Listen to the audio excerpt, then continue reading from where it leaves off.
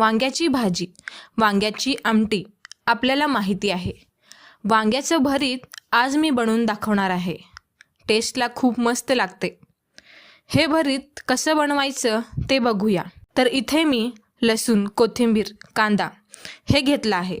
सर्वात आधी वांगी खरपूस असं भाजून घ्या. त्यानंतर थंड झाल्यावर याच्या वरची साल काढून घ्या.